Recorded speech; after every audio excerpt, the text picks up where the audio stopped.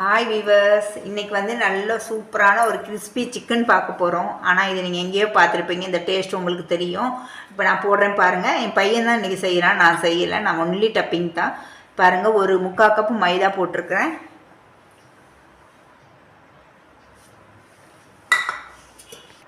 இப்போ வந்து அந்த 3/4 கப்புக்கு நமக்கு தேவையான அளவு நம்ம பால் ஊற்றிக்கலாம். அதுக்கப்புறம் கொஞ்சம் உப்பு டேஸ்ட்டுக்கு. இதுக்கு இஞ்சி பூண்டு பேஸ்டெல்லாம் கிடையாதுங்க. தனி மிளகாத்தூள் 3/4 ஸ்பூன் போட்டிருக்கேன். நீங்கள் எவ்வளோ சிக்கன் எடுக்கிறீங்க அந்த அது மாதிரி நீங்கள் சேர்த்துக்கோங்க. கொஞ்சமாக பேக்கிங் பவுடர், நமக்கு தேவையான அளவு, நமக்கு எவ்வளோ வேணுமோ அந்த டேஸ்ட் உங்களுக்கு நல்லா கிறிஸ்பாக கிடைக்கணும் அப்படின்னா இது கொஞ்சம் சேர்த்துக்கோங்க. இதை நல்லா நம்ம விஸ்க் வச்சு நம்ம இது பண்ணிக்கலாம். இப்போ இதை நல்லா மிக்ஸ் பண்ணிக்கிறோனுங்க. கட்டியாக இருந்தால் நமக்கு தேவையான கொஞ்சம் பால் சேர்த்துக்கலாம். இப்போ பாருங்கள், நான் திரும்ப பார்த்துட்டு செக் பண்ணிவிட்டு இன்னும் கொஞ்சம் பால் சேர்த்துக்கிறோம். ஊற்றி பார்த்துக்கிறோம். நம்ம இதை போட்டு நல்லா மிக்ஸ் பண்ணிவிட்டு எடுத்து ஃப்ரிட்ஜில் வச்சிடணும். ஒரு 5 ஹவர் வச்சோம்னா போதும். நல்லா மிக்ஸ் பண்ணணுங்க இதை. இப்போ பார்த்தீங்கன்னா நல்லா மிக்ஸ் பண்ணி எடுத்துருக்கான் பையன். அவர் பேச்சுலர் லைஃபுக்கு போக போகிறாரு. அதனால சரி அம்மா நான் செய்கிறேன் அப்படின்னு சொன்னதுனால நான் சரி அப்படின்னு விட்டுருக்குறேன், கொஞ்சம் கற்றுக்குறட்டும் அப்படின்னு. இப்போ வந்து நம்ம சிக்கன் இதில் போட்டு ப்ரெஷ் பண்ணி எடுத்து வச்சிடலாம். இப்போ பாருங்கள், நான் பெரிய பெரிய சிக்கனாக வெட்டி வாங்கிட்டு வந்திருக்கேன். இது அப்படியே நல்லா போட்டு நல்லா முக்கி நல்லா ப்ரெஷ் பண்ணி எடுக்கணுங்க. நல்லா ஊற வைக்கணும் அதை.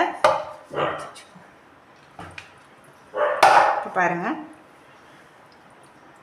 நல்ல பெரிய பெரிய பீஸாக நான் வாங்கிட்டு வந்திருக்கிறேன்.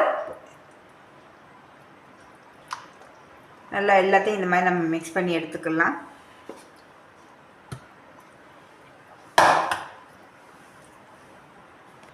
இப்போ பாருங்கள், நல்லா மிக்ஸ் பண்ணி இப்படி பீஸாக எடுத்து வச்சுருக்குது.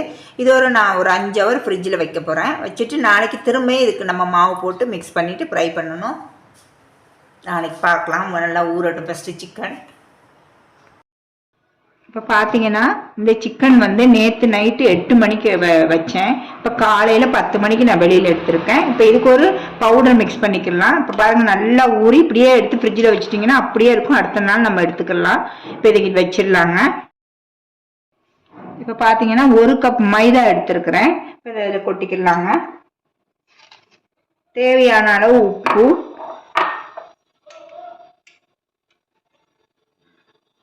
கொஞ்சம் காரத்துக்கு தகுந்த மாதிரி மிளகாத்தூள். இப்போ இதை வந்து ஒரு 4 வாட்டி நல்லா சலிச்சு எடுங்க. 1க்கு 4 வாட்டி சலிக்கணுங்க. நான் சலிச்சு காமிக்கிறேன். சாரிங்க, இது மிளகாத்தூள் இல்லை, கருப்பு மிளகுத்தூள் போட்டிருக்கேன். இப்போ இதை 1க்கு 4 வாட்டி சலிச்சு எடுத்துக்கலாம். வாங்க சலிச்சுட்டு வந்துடுறேன் நான் ஃபஸ்ட்டு. பாருங்க, நல்லா மாவு பிணைஞ்சு வச்சிருக்கிறேன். இது வந்து ஐஸ் வாட்டர், நல்ல கூலிங்காக இருக்கணும் வாட்டரு. இந்த வாட்டர் இங்கே இருக்கும். இப்போ இதை எடுத்து இதில் போட்டு மிக்ஸ் பண்ண போகிறான் பையன். பாருங்க எப்படின்னு சொல்லி. இது நல்லா எடுத்து இதில் போட்டு நல்லா மிக்ஸ் பண்ணணுங்க. மாவு நல்லா படுற மாதிரி நல்லா பரட்டி நல்லா மிக்ஸ் பண்ணிவிட்டு தண்ணியில் ஒரு வாட்டி போடணும்.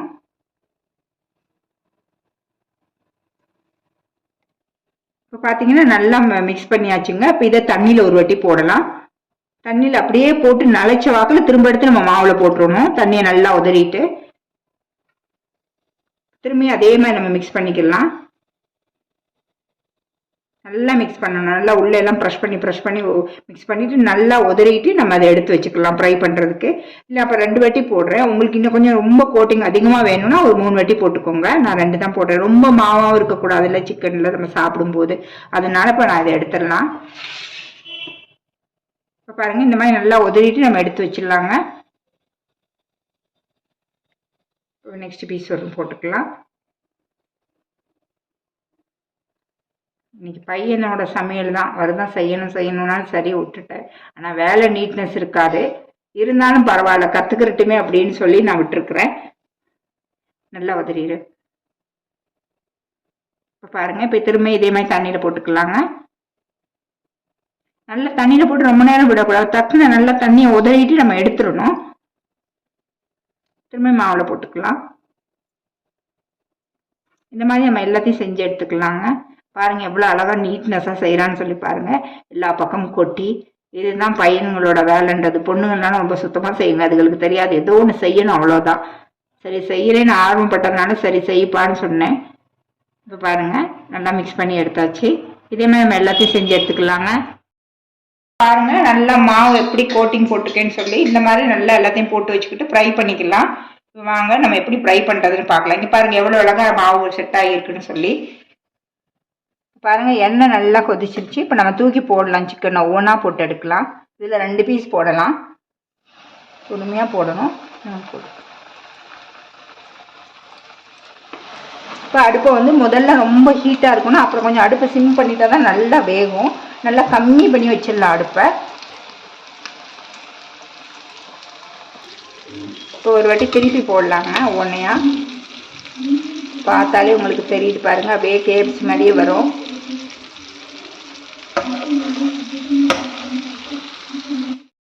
இப்போ எடுத்துடலாங்க. நல்லா ஃப்ரை ஆயிடுச்சு. இப்போ பாருங்க எவ்வளோ அழகா இருக்குன்னு சொல்லி. எங்கேயோ பார்த்த மாதிரி இருக்கும் சிக்கன். சாப்பிட்டு பார்த்தா அந்த ஒரு டேஸ்ட்டாக இருக்கும். சூப்பராக ரெடி ஆகிடுச்சு பாருங்கள். நான் 2 வாட்டி தான் மாவு கோட்டிங் போட்டிருக்கேன். நீங்கள் இன்னொரு வாட்டி போட்டிங்கன்னா இன்னும் கொஞ்சம் பெருசாக தடியாக வந்திருக்கும். பாருங்கள் எவ்வளோ பார்க்கவே அப்படியே சாப்பிட்லாம் போல இருக்கும். அந்த அளவுக்கு ஒரு கிறிஸ்பி சிக்கன் ரெடி ஆயிடுச்சு.